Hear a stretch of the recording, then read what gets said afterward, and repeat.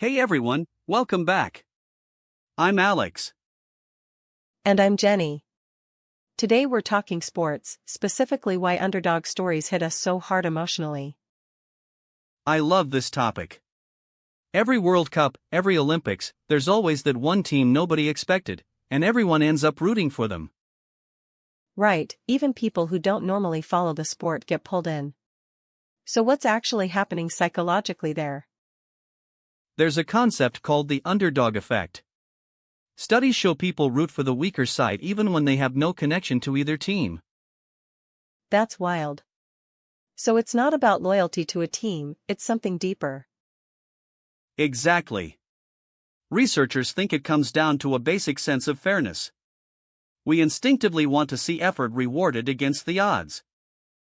So watching the favorite win again and again just feels less satisfying, even if we don't dislike them. Right, there's less of a story there. Predictable outcomes don't give us that emotional payoff. Let's talk about a real example. What's one underdog moment that really stuck with you? Leicester City winning the Premier League in 2016 has to be one of the biggest. They were 5,000 to 1 odds at the start of the season. 5,000 to 1 is almost absurd. That's basically betting odds for something considered impossible. Exactly, bookmakers gave better odds to things like finding the Loch Ness Monster that same year. And yet they won the whole league. What made that story so powerful beyond just the odds?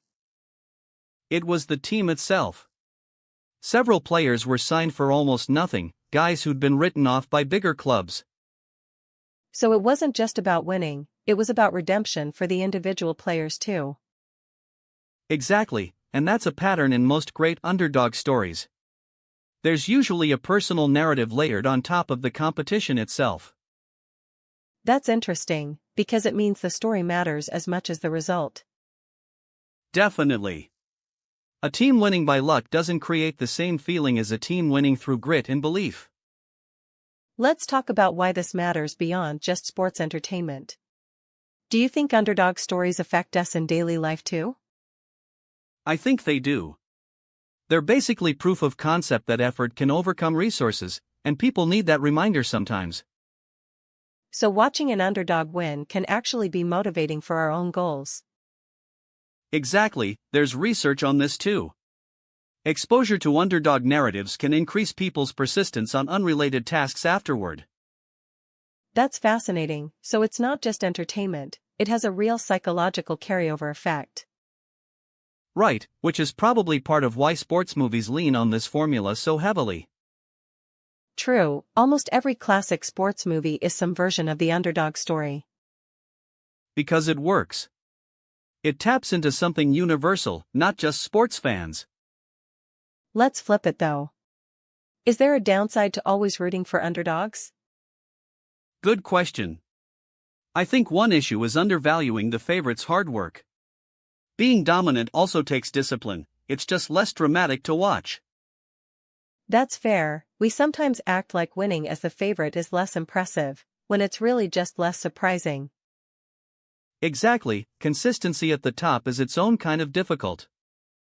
So maybe the real lesson is appreciating effort in general, not just when it comes from the underdog. I like that framing a lot. Effort against any kind of odds, whether you start on top or from nothing. Before we wrap up, any underdog story from outside sports that you think people should know about?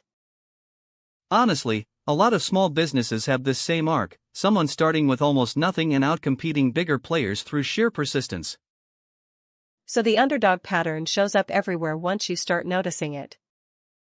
Once you see it, you can't unsee it. It's basically a universal story structure. Great note to end on. Sports gives us these moments, but the lesson applies way beyond the field. Effort against the odds, that's the whole episode right there.